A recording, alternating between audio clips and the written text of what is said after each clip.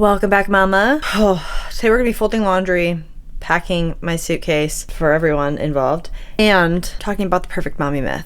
Have you ever felt like you are quietly comparing yourself to someone in your head? Like, even just the statement of like, I should be able to. I should enjoy this more. Why do you think that? What is it that makes you think that you should be able to do it all? Like, you should enjoy it. You should be happy. You should be able to figure it out. It might be the perfect mommy myth. So we're going to talk today about what that is, what it means, where it comes from, and probably most importantly, how we can start to like untangle from it. So let's go ahead and get started. I have so much laundry to do. I really wanted to tidy up my messy closet before we started this video, but that would be defeating the purpose of this video because we're breaking out from the fact that we believe there's this perfect mom out there. There is no perfect mom out there. And on top of that, being perfect is not the goal anyway. So I also, side note, I've been up since like 11:30 last night. Didn't sleep last night. So apologies in advance, but we're gonna do this. We're gonna get this done and it'll be good. I didn't bring up a tripod and I don't have time to figure it out, so you're just on a bunch of Russian language books, a Pop-It book, and an upside down candle. Let me show you. That's my tripod. It's so cute. Today's flavor of the day, Alani sherbet swirl again. I've been drinking a lot of witch's brew, but oh God, that's good. Okay.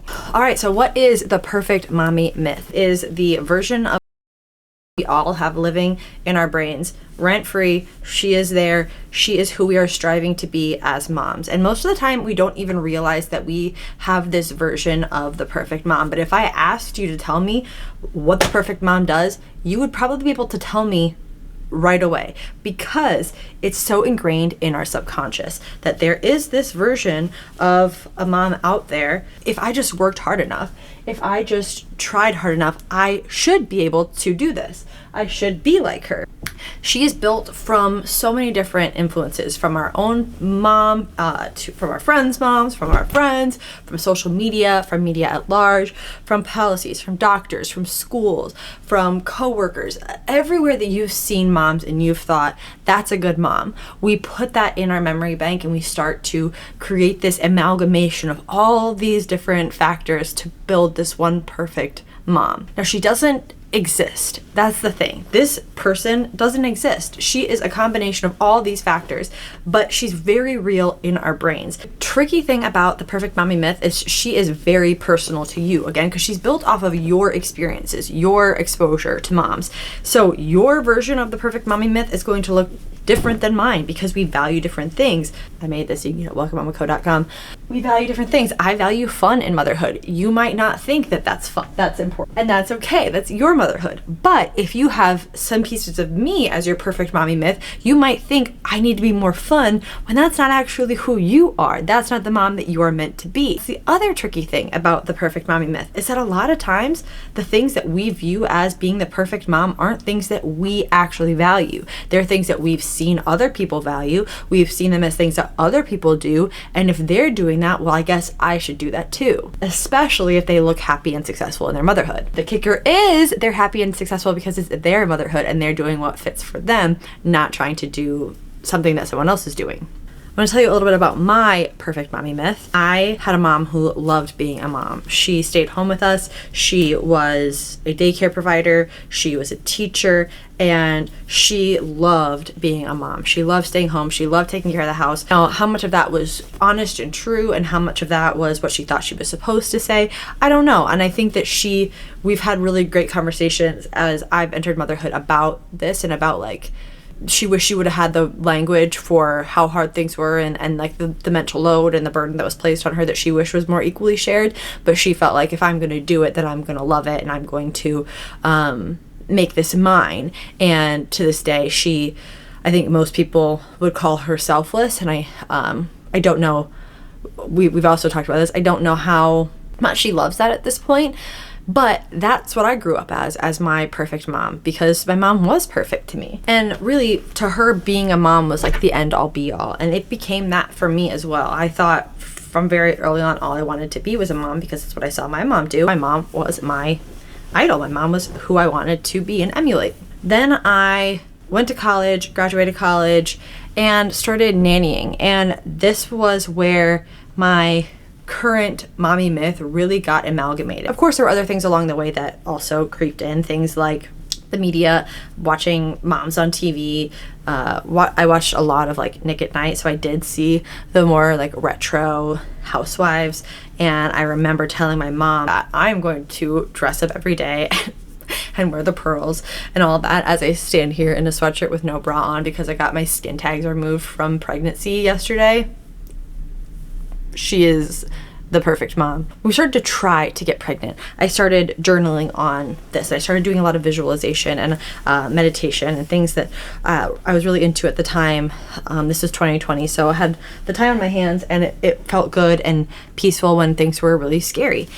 I visualized who I would be as a mom, down to the specifics of what I would wear, what I would drive, how I would feel. And then I had my son, and I was not that person. From time to time, there would be glimpses of her, but I was not who I thought I could be or should be. I didn't look like her. I didn't sound like her. I didn't act like her. And I had a lot of feelings that were in contrast, like direct from what I thought I would feel and should feel. And that's called maternal ambivalence. We talk about that a lot. And with that came a lot of shame. With that came feeling like I was a failure. And I really got stuck in this trap that I've talked about a lot, but I really got stuck in this trap of like, well, if I could just figure it out. If I could just figure it out, if I could find a job that makes me feel fulfilled, if I could just get him to sleep, if I could figure out how to get him to sleep, if I could figure out how to get him to eat, if I could figure out how to make him happy, if I could figure out like a routine, a schedule, like if I could just figure it out, then I'll work hard enough and I'll get there. I'll be her. And there was no being her because she doesn't exist. And I'll tell you just a few of the things that are on my perfect mommy list because she's long. It's a long list, and I really encourage you to make your own, and that's why I have the freebie down below. It guides you through that activity, and it really is so powerful. And my God, when I learned what this word was, it was like a weight lifted off me to be like, oh, so I actually can't do that. She's not real. And one thing about the perfect mommy myth before I get started is that there is a tendency for us to idealize the normative version of motherhood, which is society's normal standard for motherhood, which is not what I believe to be true, but it is what our brains tend to take in from the world around us. That a normal family, a good family, a worthy family is the nuclear family, is a heterosexual marriage between a man and a woman, usually white, usually upper middle class, usually no disability. That is what we look at as the ideal standard. Not saying that it is. Obviously, it's just how our society looks at things, and any step out of the normative version of motherhood is seen as less than, which is bullshit. But my perfect mommy myth includes a lot of those biases, and it's important for me to see that and know that so that I can untangle those discriminations that I have that I don't even recognize I have. Never something I would consciously think or say because I don't believe that, but somewhere in my brain, that's what I've absorbed. The other things in my perfect mommy myth are that she is a stay-at-home mom who loves being a stay-at-home mom, but she also has her own income because she doesn't need a man. She has lots of friends. She is a wonderful wife. She cooks for the family. She loves cooking for the family. All of the meals are always homemade. They include a fruit and a vegetable, and they're prepared ahead of time because she plans ahead. She also has activities planned for her family all of the time, including activities at home, but then they're also out and about all of the time. Even though she's doing all of this cooking and activity planning at home, they're like never home because they're always out and about and doing things. Her kids are so well behaved that doing this is easy. The activities are seamless because her kids are just so good at following direction. They have an awesome attention span because she has done a good job raising them. She also is a wonderful wife who is attentive to her husband. They have a great intimate relationship. They are best friends. They spend a lot of time together. They go on dates. They go on trips together. She doesn't burn out because she doesn't have the mental load that we have because her husband is so attentive. And even though he works full time and takes care of the family and provides for her with zero guilt, zero pressure, she he also is there to pick up the slack around the house, but there really isn't a lot of slack because she's so on top of things, right? Her and her husband don't fight because neither of them lose their temper ever. They are patient, they are kind, they always have the right thing to say. Not only does she take care of her family, she also takes care of herself, and she drinks her water every day, she takes her vitamins, she has great sleep hygiene, she doesn't spend time on her phone because they don't do screens. They don't need screens. They're too busy doing activities and enrichment things, and they're too busy being out and about. What's a screen? Who needs a screen? They're not even anti-screen. They just don't care. She's always put together. She always looks nice. She wears name brand stuff. Looks effortless. She doesn't even look like she's trying, and she just looks put together. She barely wears any makeup because she doesn't have to, because she's gorgeous, and everybody likes her. She's so friendly, and she's so involved in the community, and has such good friends. Everybody wants to either be her or be with her, and she does all of this because she wants to. She does all of this because she is just selfless at heart. That's just who she is. She is a giving, loving person who does things for others because that fulfills her. That's all she needs. She doesn't need anything for herself. She doesn't need to ask for help because she doesn't need help. She's here to serve, and she's happy to do it. And the messed up thing is, even when I say that person doesn't exist, the back of my mind says, maybe she does. Maybe she's just better than you. Maybe she just has it figured out. Maybe she just has worked hard enough. She's planned more. She's just a better person than you are. And sure, maybe she exists somewhere out there. I don't know. But also, that's not my version of a perfect mom. And chasing that version doesn't do me any good.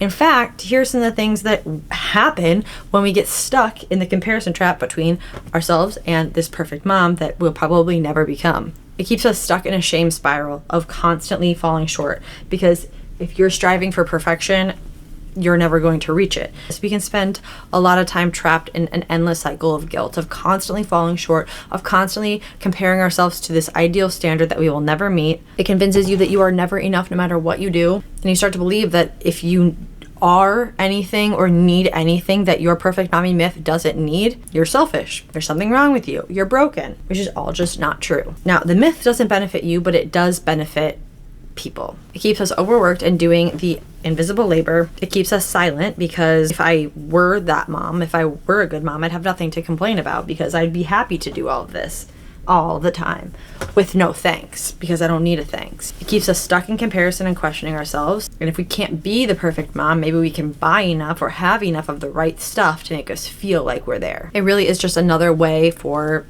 women to be controlled by these external standards. And here's one last thing about this myth. It's not all bad, because some of the things that we strive to be might be indicators of things that we do need to do a better job of, or want to do a better job of. And I could dissect this all day long, and that really goes towards understanding your values and understanding what you want your motherhood to look like, to be able to create that. And I'll have resources for that in my upcoming resources that I'm working on right now for you. But the first step in breaking up with your perfect mommy myth is just naming her, is understanding who she is. What does she look like? What does she sound like? What does she prioritize? What does she do and what doesn't she do? And I'll link the free resource down below for the worksheet where you can list these things out and really see just how vast and usually conflicting, contradictory, and impossible these standards are. You can also look at, what are you doing that you maybe don't give yourself credit for because you're not doing it at that perfect standard. When you see that list and you see things like, she plays with her kids a lot, and you go, I play with my kids a lot,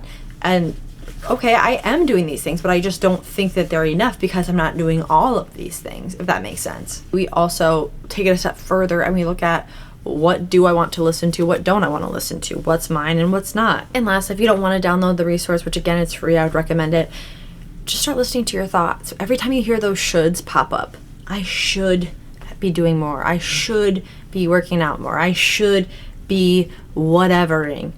Where is that coming from? Is that yours or is that someone else's? Is that the perfect mommy myth or not? All right, folks, that's got to be it for this week's video, because I'm so tired.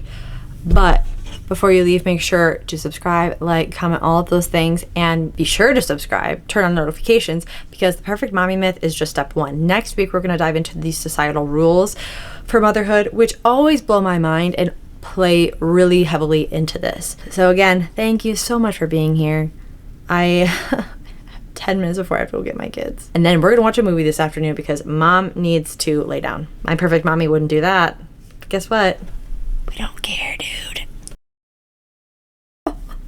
I got the stain out. I guess I am her. Oh, normally I just end up having to throw away clothes because I don't treat the stain fast enough. Oh my god, I'm so tired. Oh my god. I love when there's a vest in my laundry because that means that there's less laundry in there. I feel like I'm gonna pass out. Oh my god. See, I didn't get the stains out of that one. And in that activity,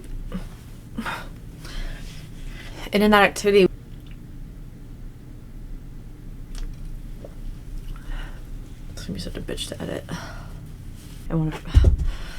I didn't know that socks would piss me off so much in motherhood, but my god.